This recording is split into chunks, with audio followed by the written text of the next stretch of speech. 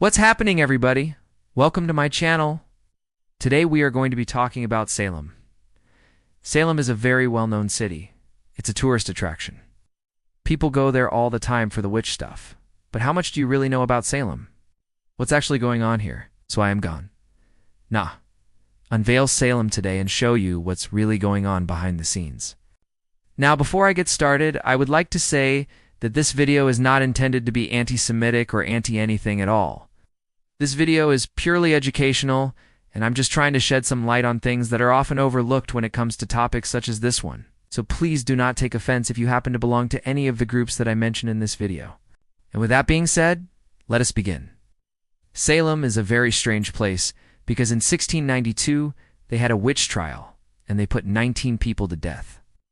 Now, if you look into this further, you will see that 14 of them were women and 5 were men.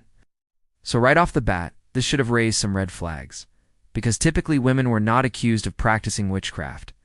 In fact, they were usually the ones who were there to help people with ailments, illnesses, and other problems. Men, on the other hand, were more likely to be accused of practicing harmful witchcraft. The reason why so many women were accused was because of the misogyny at the time. Women were seen as weaker and more susceptible to the devil's influence. If a woman was different or did not conform to the societal norms, she was automatically labeled a witch.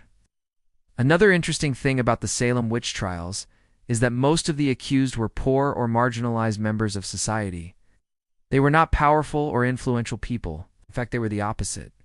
And what's even more ironic is that those who were in power used the witch trials as a way to get rid of their enemies. One of the main instigators of the witch trials was Reverend Samuel Parris. He was the minister of Salem Village, and he had a daughter who was one of the first people to be accused of witchcraft. Now keep in mind, there was no actual evidence that any of these people were witches, but Parris convinced the authorities that his daughter and several other girls were being tormented by the devil, and these particular girls were known as the afflicted girls.